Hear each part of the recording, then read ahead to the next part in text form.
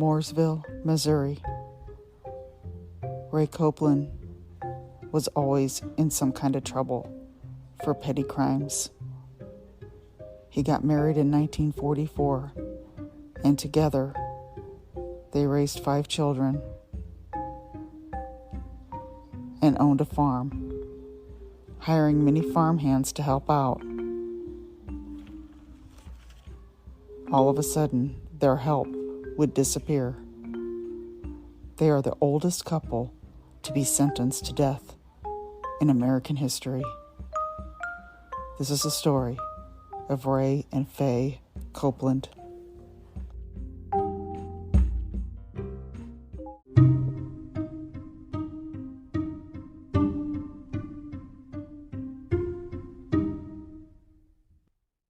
Hello, happy Friday.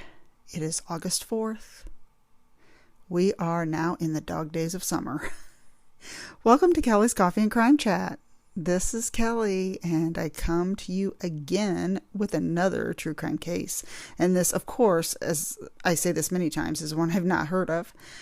Today I'm drinking Java Mama Creme Brulee, and oh, this is probably one of my favorites. I say that a lot, don't I? But this is toasty caramel and vanilla, and man, it is so good. If anybody out there has ever had creme brulee, I think I may have talked about this before, but it is a dessert I had one time and loved it on Valentine's Day one time, and it was so good.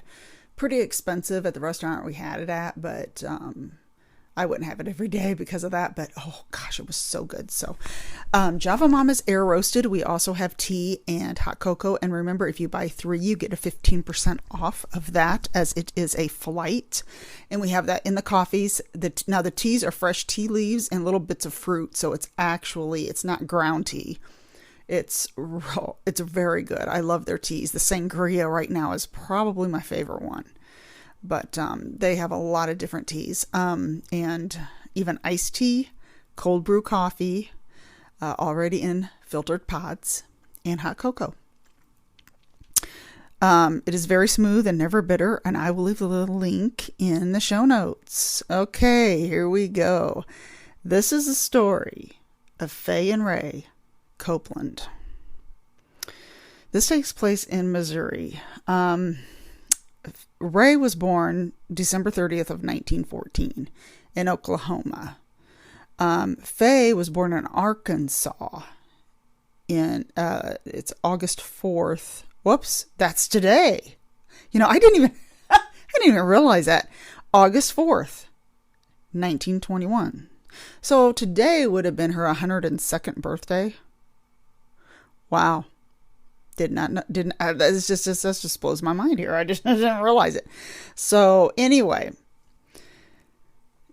they met at age 19. Now she was raised in a dirt floor cabin from a very religious family. Ray, on the other hand, his dad,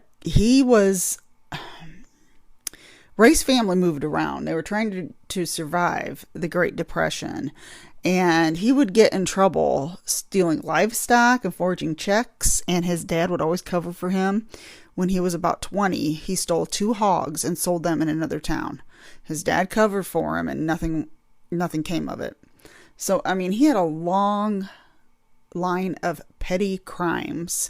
He married Faye in 1944. I thought I had her maiden name written down here. I'm sure it's on here somewhere. But they married in 1944. They had kids, and Ray would beat them with cattle kickers and cast iron skillets. Real nice guy, huh? Faye, being raised in a religious family, put up with him as he was the head of the household. So she just took it that he runs the roost. Now, with his crimes, he was out in 1940. Now this is before they got married. He did spend like a year in jail and then got out in 1940. And then after that is when they met. After they married, he moved the family around because he had a criminal life and he kept wanting to move around. So people didn't know him. I'm taking it. They settled in Mooresville, Missouri. And with him being in jail many, many times when he was young, he decided to get smarter about getting caught. So he needed to make money, but he didn't want it coming back, leading back to him. Everyone knew he already had a record for fraud, theft, and that was mainly what he did. So he couldn't buy and sell his own cattle. So what they did was they started to find drifters and employed them on his farm to employ them as farmhands. This took me to a more recent case of a Craigslist killer. I can't remember where that took place. And the guy put a job up on Craigslist saying, come and work as a farmhand. You can live here, bring all of your belongings.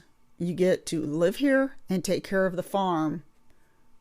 All expenses paid. Now that is way too good to be true. And what happened was they would end up robbing them, taking all their stuff and killing them until one guy got away. That is a very good story. And it's been on many podcasts. But what happened, that's what they did. They decided to find drifters and hitchhikers, offering them a job. And the drifters, what they would do is they would use, let's see, I got it written down here how this worked. The scam would be that Ray would have the drifters open a checking account in their own name and then use a P.O. box for an address for, the P.O. box, whatever. And then they would go to cattle auctions.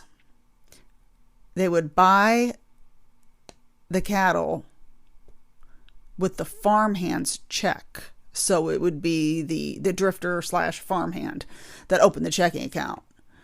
And then by the time the check would bounce, because it was a bad check. So by the time the check would bounce, the cattle would be sold and the drifter would already be gone. Cattle's already sold. The Copelands have their money, but the drifter who opened this checking account, they can't find him.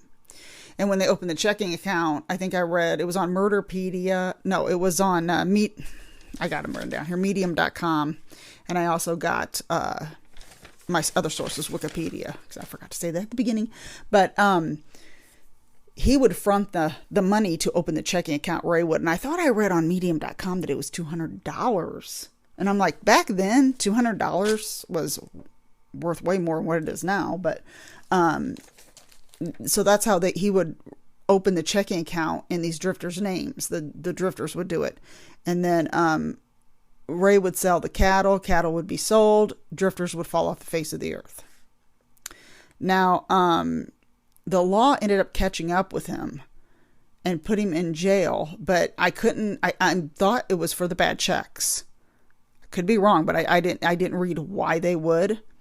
But 7 men went, quote unquote, away and were wanted for the bad checks. These 7 men were wanted for the bad checks. So, but they couldn't find them.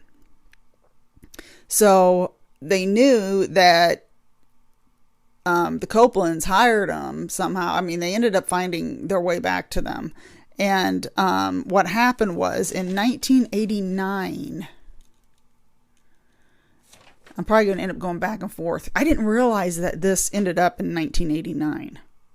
But there was a guy that he called in. He was a guy named Jack McCormick. There was one of the guys that was missing was Dennis Murphy. His name was Dennis Murphy. And a guy named Wayne Warner went missing after Dennis. And Dennis Murphy went missing in 1986. Like I said, I didn't realize this was in the 80s. And he was, I want to say he was, I'll get to that. I don't want to jump ahead. So Wayne Warner was from Normal, Illinois, which is not far from my area. So some of these, were in different all around different states. They weren't actually from Missouri. I mean, there may have been some, but I'll get to the victims here toward the end. But this Jack McCormick called a tip in, and he said that he saw human bones on the Copeland property. So they brought the bloodhounds in, the cadaver dogs, and they found nothing. Okay, after doing all that, this Jack McCormick recanted his story, but told them they needed to look into the bad check cashing scam because he himself was a victim of this.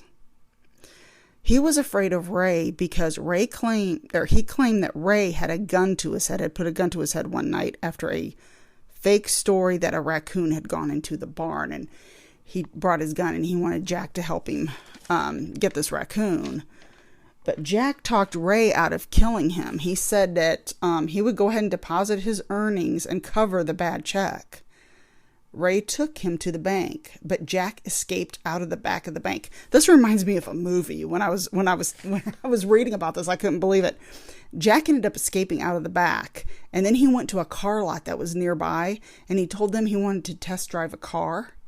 So you could probably guess what happened. He took the car to quote unquote test drive it, drove it to Nebraska, and then that's when he called the police.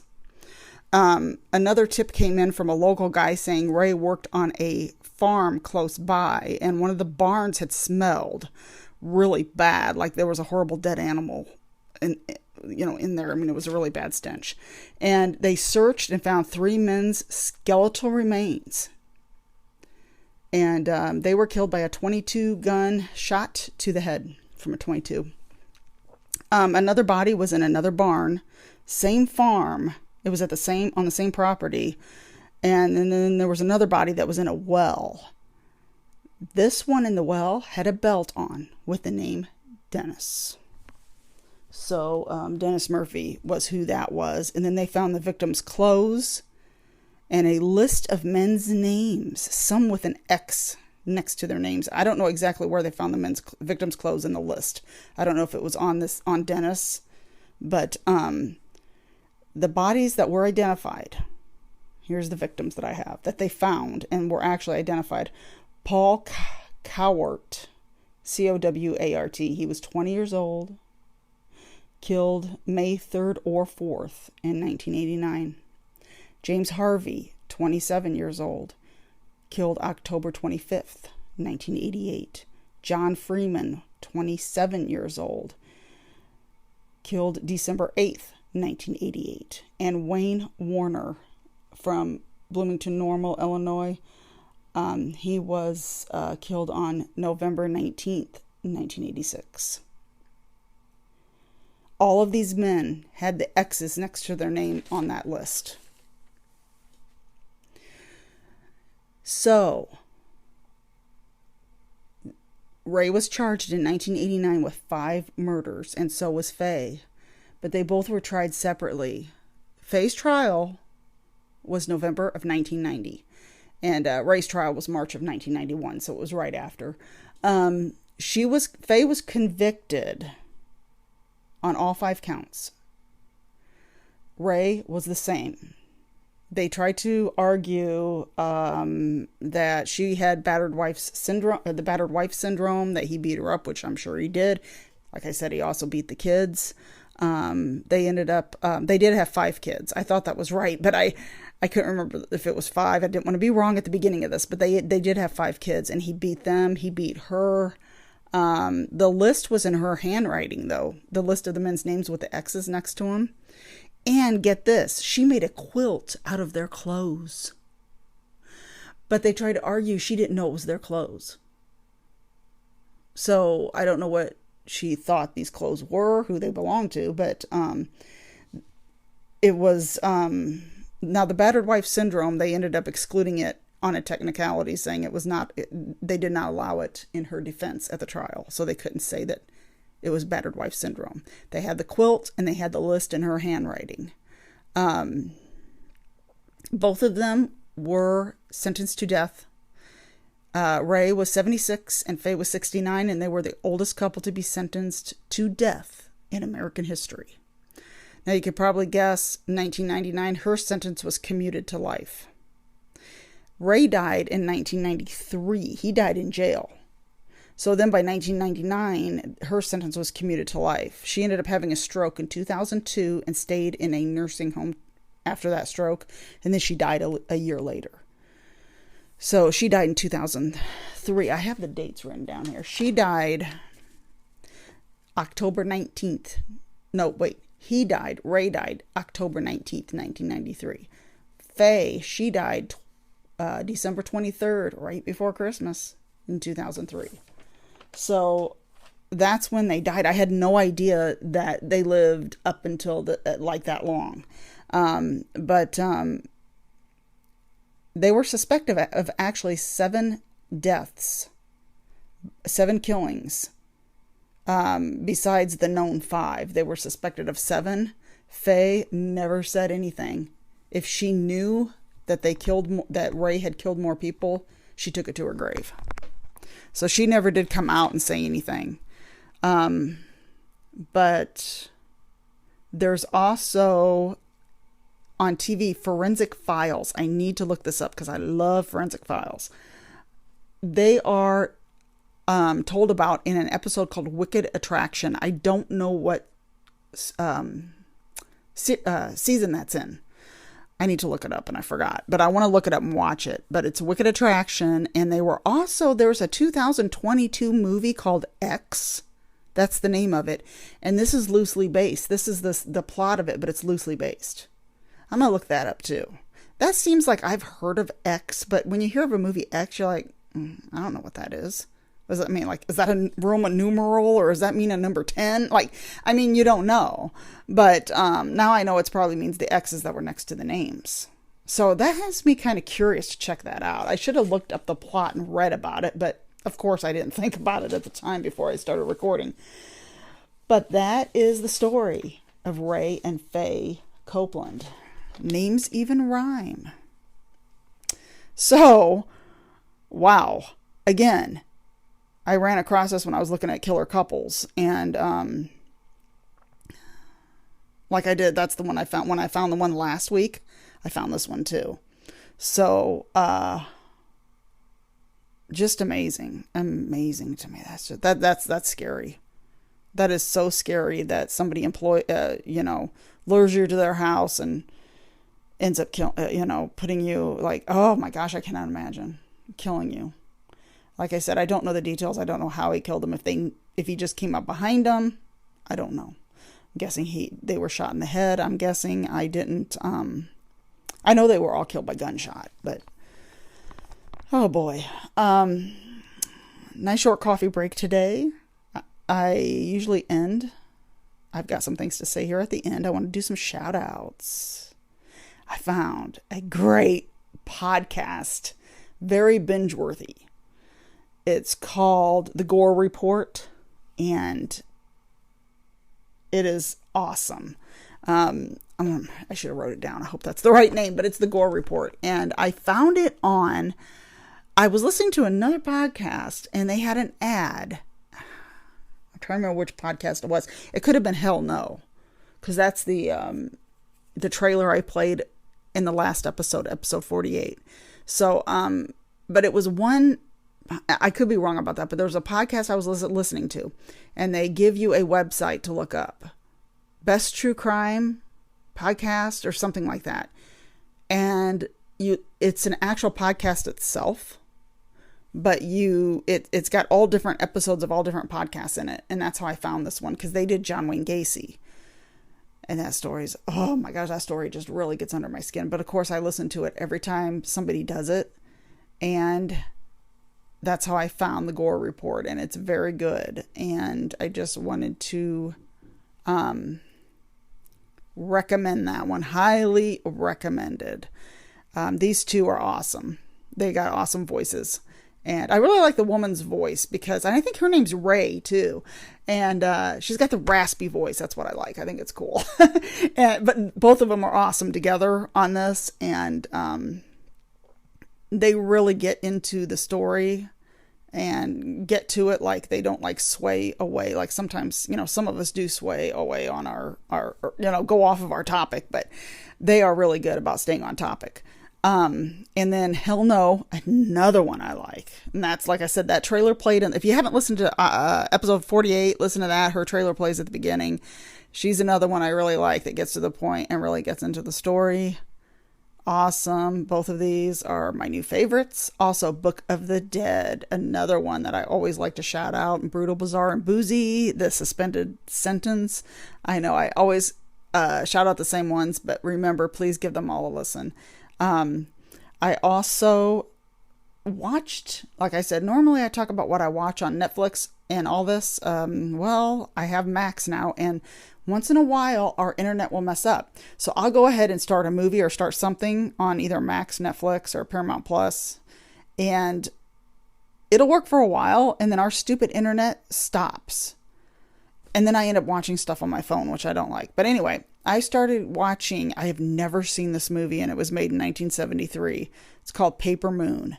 It's in black and white because that's what they wanted at the time. And it takes place during the Depression with Ryan O'Neal, Tatum O'Neal, and I really got into it. And I've never seen the movie, and I always wanted to. She's the youngest ever to win an Academy Award, and she won it for that movie. And I think she was 9 at the time, 8 or 9 at the time of making the movie, but then when the Academy Awards were out, she was 10. But it is so good. I haven't seen the end of it because of the internet kept messing up, but I'm pretty well through it, and I just ordered it. I got on Thrift Books is where I like to order stuff because they're a pretty good price, but they're used. I just received the DVD in the mail today. I'm going to watch it. But this is what I don't like. It's a used DVD, and there's marks all over it. It almost looks like something spilled on it. I'm like, I hope this plays. It wasn't very much money, of course. They've got used books and used movies for really, really cheap prices. I just hope it plays. Because normally if something doesn't play, they don't put it on their site. And it said it was very good. It didn't say it was brand new, but it said used very good. And let's just hope it works. But it is a highly recommended movie. It's on Max right now if anybody has it. It's very good. And she does awesome in it. They both do good, but she was the one who got nominated for an award. And I heard that Ryan O'Neal got really mad at her own father.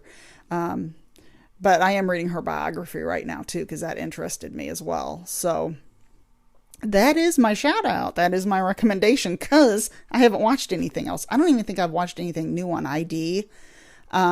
People Magazine Investigates. I watch that. That's new. And American Monster. If anybody watches that, the one that was on last Sunday,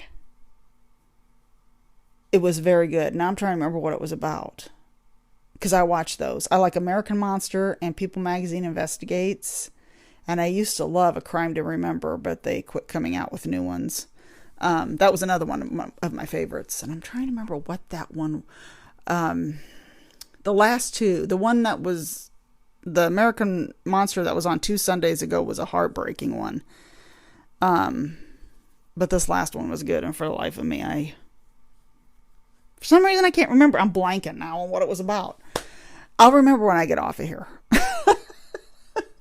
Okay. I don't like being put on the spot trying to think of things, but I will I'm going to say I'm going to let you go like I'm on the phone, right? Okay. That's all for today. How about that?